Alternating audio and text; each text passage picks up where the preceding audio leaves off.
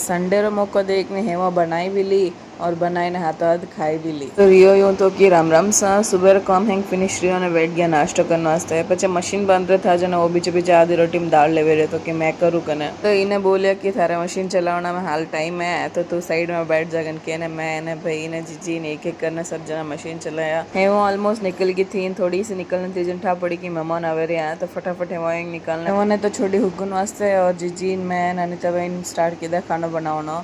तो खाना हैंग बनने वे गया तो रेडी तो वाणे कुर्सी लेन गया बारे तो वे सब जना बैठ गया था जीमन वास्ते।